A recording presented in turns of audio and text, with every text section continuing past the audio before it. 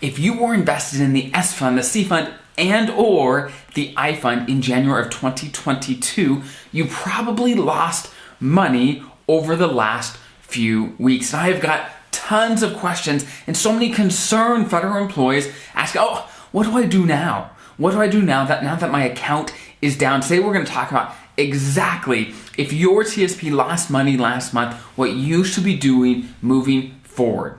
So for those that are unfamiliar with what the market has done over the last few weeks, that's probably a good thing. That means you are not glued to your TSP and you're letting it do its thing. But for those that, of course, have been watching, you know that it's been potentially a little scary, right? So what I'm actually going to do, I'm sharing my screen here. And you can actually find this as well. If you go to tsp.gov, you can find fund performance at the top and you could select the funds you want, and it'll tell you what they have done over the last however long you decide. So right here, as you can see that I'm going to get my marker out here. So, okay, you can see that I have all the 5 core funds here and how they have done in different time periods. Now, what we want to focus on, at least what we're talking about today, is how they have done in January 2022. So as you can see, it's not been pretty, right? The S fund had lost 10%, the C fund lost 5%, and all the funds lost something except for, of course, the G fund, which earned just a little bit, so basically lost money after inflation, right? So what does that mean for your TSP? Because it could be scary, especially if you're approaching retirement, to see, hey, if you're invested in the S fund, hey, that's 10% of your money that it dropped.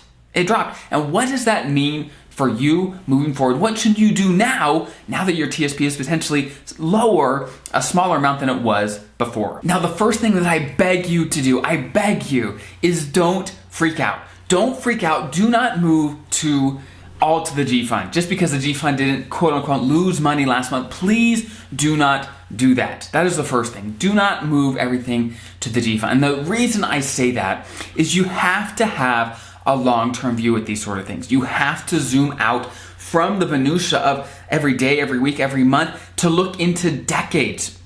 I say, okay, what does this mean for my entire retirement? Because your TSP, in the vast majority of cases, is for your retirement. So I'm going to share my screen here again. So basically, as you can see, this is what the S&P 500, as you see here in the top, has done over the last month. So basically January of 2022. So you can see there's a big drop, and then it has popped up here in the last few days, right?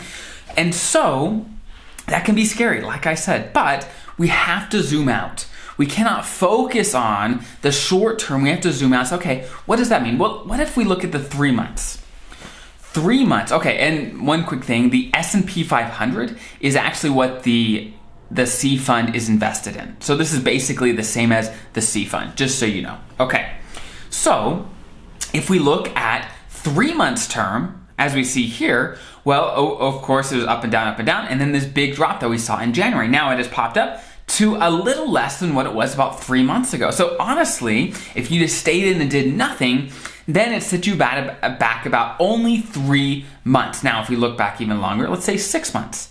Well, today's value for the S&P 500 or the C fund is actually a good chunk higher than it was even just 6 months ago. So the difference, it just becomes a small dip when you start zooming out. That's only 6 months ago, right? So if we look at, let's see, 1 year ago, this is obviously a big dip, but hey, compared to the growth we've seen over the last year, almost nothing. And it gets even worse as you go 2 years, 5 years, it just becomes insignificant, the difference that January's made. So the reason I'm sharing this is to say, hey, tomorrow there may be even a bigger downturn, right? An even bigger dip. We don't know.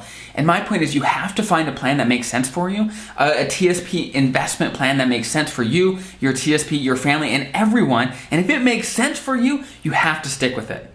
The worst thing you can do is to sell, quote unquote, or go to the G fund when the market goes down. That's how you lose way more money over time, because if your money is not in the C fund, the S fund, then you can't get all the gains when things recover, right? And that's huge. So I'm not saying you should all be aggressive in your TSP, right? I'm not saying 100% of your money should be aggressive. I'm just saying that your aggressive money should be aggressive because that's your long-term money. You don't need it for some time. So are these dips that we just saw in January scary? Yes, they are. They're scary, but you have to stick to your long-term plan and zoom out. And zoom out to, okay, what does this mean for my retirement? What does this mean for my for the rest of my career? And the vast majority of the times, it doesn't change much. It doesn't change much. People are, most of the time, are able to still retire. They can still have the life they want. They just have to take the long-term view. So I hope that was helpful. Have an incredible rest of your day, federal employees, and I'll see you guys next time.